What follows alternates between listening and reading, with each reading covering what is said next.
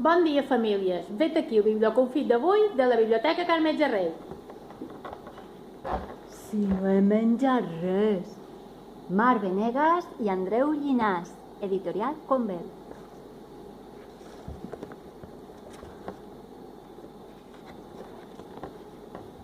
Al metge li toca la tripa, la boca i sent des del lluny tota aquella tropa. Patum, patum, patum. I viu molt sever, torçant el seu gest. Això que heu menjat em sembla indigest. Estic a dieta, no he menjat res.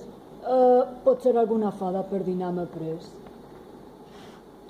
I obre la boca i un soroll se sent. Ja van sortint totes, pot ser més de 100. Doctor, per favor, no em faci patir. Que us heu atipat d'àvia s'ha decir? Surten fent enganxat, tranquil·les i quietes. Ben bé 21 i 3 bicicletes. Em fa mal la panxa i no hi tinc pas res. Si són els porquets, sols n'he menjat 3. I surten contents 3 porcs sense espera, amb fusta, hermons i formiguera. Es queixen després perquè sent balar els 7 cabridets que volen mamar. Bé, bé, bé. Aquí els tenim tots a la seva mare, que un bon esmorzar, contenta es prepara.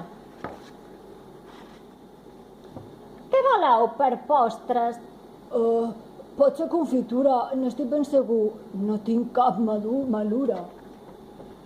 I la caputxeta que porta un tortell, un bocot li dona amb el seu cistell. I el llop de panxota s'agafa com pot, se sent el soroll de cot de garrot.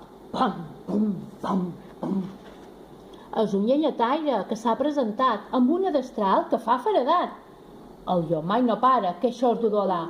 El metge li diu: Us vaig a curar.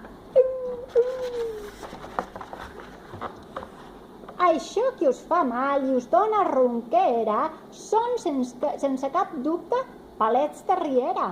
El llop s'ha quedat parat i confús. Jo no menjo pedres, no sóc tan talós. Doncs ara us recepto una estricta dieta. No menjareu res, ni pa ni poeta.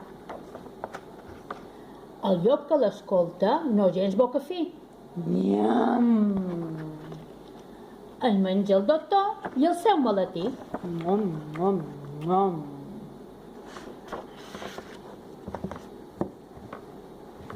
I conte contat? Conte acabat.